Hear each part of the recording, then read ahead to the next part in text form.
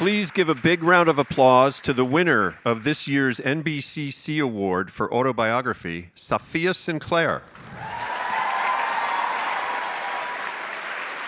Hi.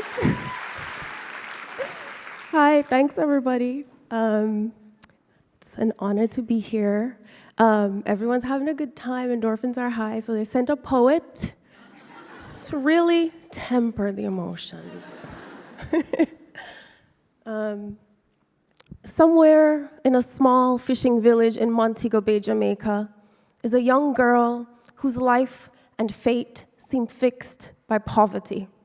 The libraries in her hometown are scarce, and there are no books present in her seaside home. Here, young girls are not encouraged to follow their dreams. Towering on either side of her home are hotels she's forbidden from entering because she is a local. But the kitchen women in the hotels have taken a liking to her and allow her to rummage through the trash heap where the tourists leave their coffee-stained books behind as they return to their far-off worlds. And there, in the pages of a book, this young girl finds hope. In books, she discovers a future where she is possible. She can't leave the confines of this life, but she can escape. This young girl is my mother. She followed her love of literature until it led to me, her first daughter, here on this stage, the unlikeliest dream of all, a poet.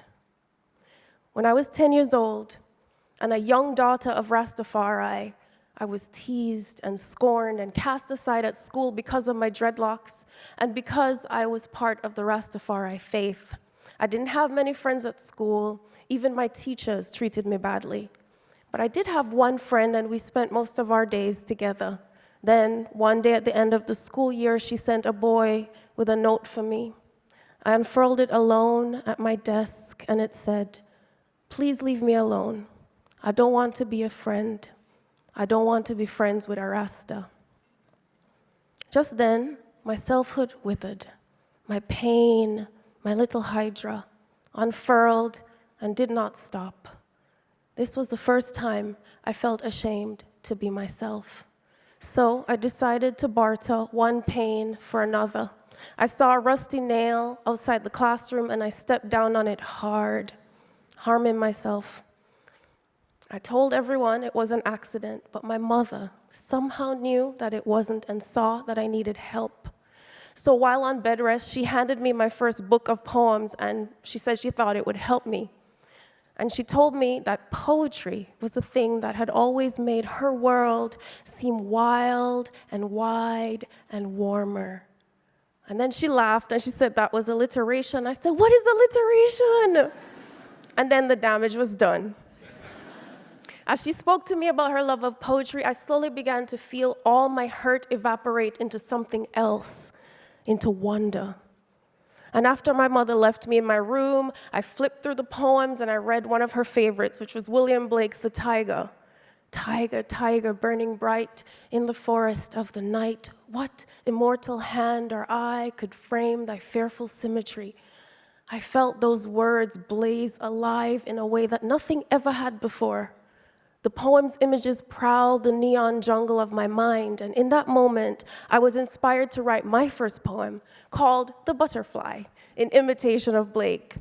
But writing this poem was my first spiritual experience, one of stepping through the veil of this world into another world, and slowly, viscerally, feeling all the hurt that hooked its talons into me, all the pain of my rejection, and that note fade to ash, all burned away to wonder. I knew then that what my mother handed to me that day was gold.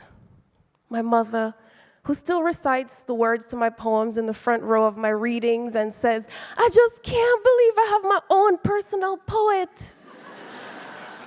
My mother, who loves books and poetry and literature so much that she gifted its magics to me, her daughter, so sensitive and porous to this world, and she created the unlikeliest poet. I followed the gold thread of her words that day into poetry, into writing my own books. And I knew that as long as I followed that thread wherever it led me, I would always be all right. With language and poetry and literature as my guide, I would always survive. This is the power of books. This is the power of poetry, for opening just a little bit more of the world to girls like my mother, girls like me.